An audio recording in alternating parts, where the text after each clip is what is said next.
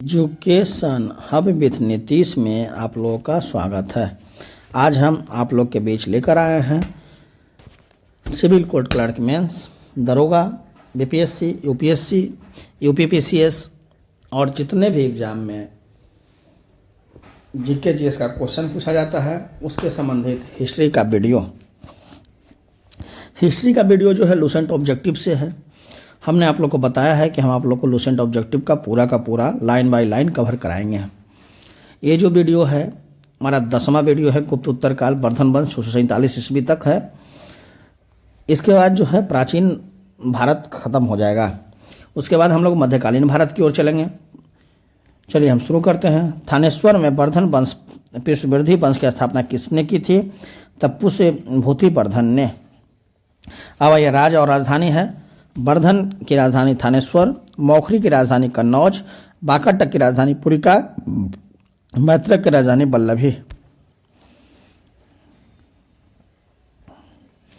अब आइए राजवंश और संस्थापक। तब वर्धन वंश के संस्थापक पुष्यभूति, मौखरी वंश के संस्थापक ईशान वर्मा, बाकाटक वंश के संस्थापक बिंद शक्ति और भटारक वंश के संस्थापक मैत्रक हैं। कदम राज्य की स्थापना मयूर शर्मन ने की थी। उसने अपनी राजधानी बनाई बैजंती या बनवासी को।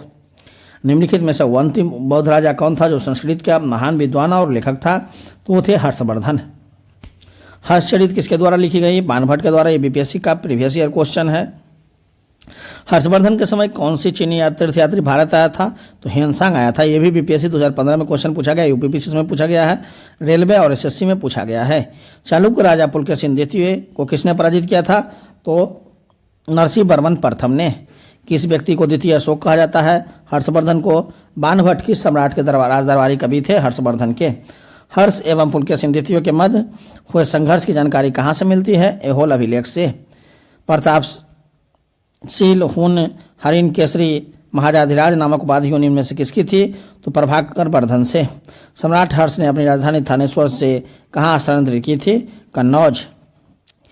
शकलोत्पथनाथ किसने कहा गया है? हर्षवर्धन को। ह्वेनसांग ने किसे शिलादित्य कहा है? हर्षवर्धन को। गुप्त वंश के ह्रास के पश्चात उत्तर भारत में बड़े भाग का पुनर्गठन किसने किया? हर्षवर्धन ने। बंगाल का कौन सा शासक हर्ष का समकालीन था? शशांक। चालुक्य शासक पुलकेशिन द्वितीय ने किस नदी के किनारे हर्षवर्धन को परास्त किया है? नर्मदा के। हर्ष के शासनकाल में उत्तर भारत का सबसे महत्वपूर्ण शहर कौन सा था? तो कन्नौज था। हर्ष की जीवनी किसने लिखी? बाणभट्ट ने। हर्षवर्धन अपनी धार्मिक सभा कहाँ क्या करता था? प्रयाग में। वर्धन वंश की राजधानी थानेश्वर किस प्रदेश में स्थित है? हरियाणा में। हर्षवर्धन की बहन राजश्री का विवाह किसके साथ हुआ था? मौखरी नरेश गृह वर्मा से। हर्षवर्धन के अग्रज राजा वर्धन द्वितीय की हत्या किसने की? गौड़ नरेश शशांक से। हर्षवर्धन के 606 ईस्वी में हर्षवंश की स्थापना किस उपलक्ष्य में की गई थी? अपने राजरोहण के उपलक्ष्य में। कौन वर्धन वंश की राजधानी थानेश्वर से कन्नौज ले गया? हर्षवर्धन। कन्नौज किस प्रदेश में स्थित है? उत्तर प्रदेश में। ह्वेनसांग की भारत में यात्रा के समय सूती कपड़ों के उत्पादन के लिए सबसे प्रसिद्ध नगर था मथुरा। कवि बाणभट्ट निवासी थे थानेश्वर का। नागदंत के रचनाकार कौन है? हर्षवर्धन। सम्राट हर्षवर्धन के 2 महान धार्मिक सम्मेलन का आयोजन किया था कन्नौज व प्रयाग में। नागानंद रत्नावली एवं प्रियदर्शिका नाटकों के नाटककार थे हर्षवर्धन। गुर्जरों को किस शासक ने पराजित किया? हर्षवर्धन। आज ही भारत में ह्वेनसांग को याद करने का मुख्य कारण क्या था? सियोकी की रचना। हर्षवर्धन के विजयी जीवन में एकमात्र पराजय देने वाला पुलकेशिन द्वितीय कहाँ का शासक था? वातापी बादामी का। हर्षवर्धन ने अपनी पुत्री का विवाह वल्लभी नरेश से किया जो कि उसकी एक बड़ी कूटनीतिक उपलब्धि है। वल्लभी नरेश का नाम क्या था? ध्रुवसेन द्वितीय। 641 ईस्वी में किसने चीन के राजा ताइसुंग के पास एक राजदूत भेजा था? हर्षवर्धन ने।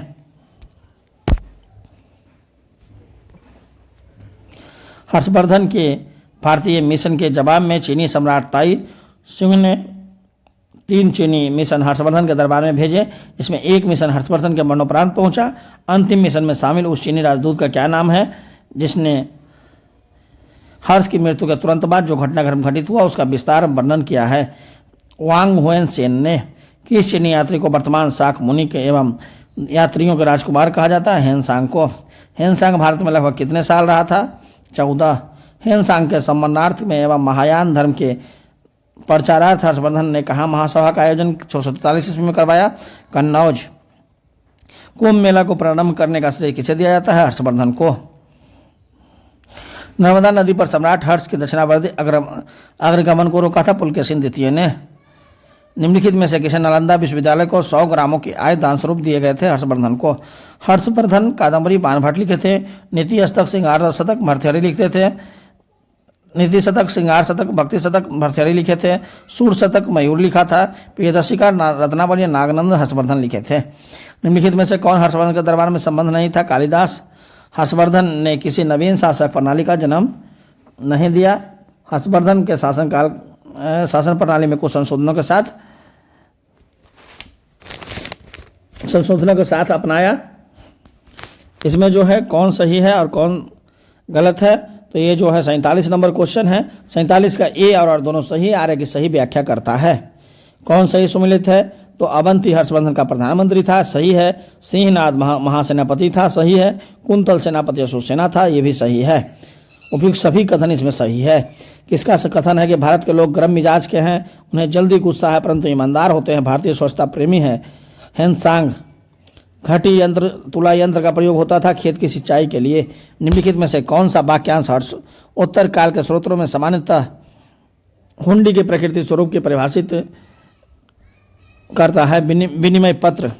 दक्षिण भारत के संदर्भ में एरीपति का अर्थ है जलाशय की भूमि। हर्ष के भू राजस्व की सीमा क्या थी? 1/6 से 1/10। मौखरी शासक की राजधानी थी कन्नौज। शिव की नामक यात्रा विवरण निम्नलिखित में किससे जुड़ा है? तो हुएनसांग से।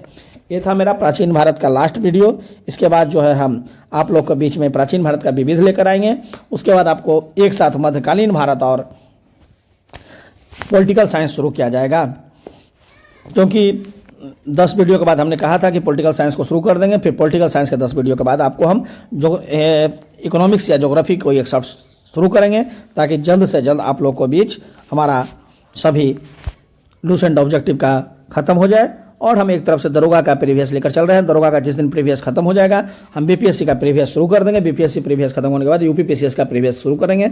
हम आपको धीरे धीरे सभी प्रीवियस क्वेश्चन आप लोग के बीच लेकर आएंगे। धन्यवाद, थैंक यू। आप हमारे चैनल पर बने रहें तथा हमारे चैनल को लाइक शेयर एंड सब्सक्राइब करना न भूलें तथा साथ ही साथ बेल आइकन बटन को भी दबाना न भूलें। और मेरा एक टेलीग्राम लिंक है, उसमें आप लोग जुड़े, जो कि यूट्यूब के डिस्क्रिप्शन बॉक्स में दिया गया है। वहाँ से जुड़ने के बाद आप लोगों जो है हमारे साथ तैयारी करने में मदद मिल सकता है। धन्यवाद।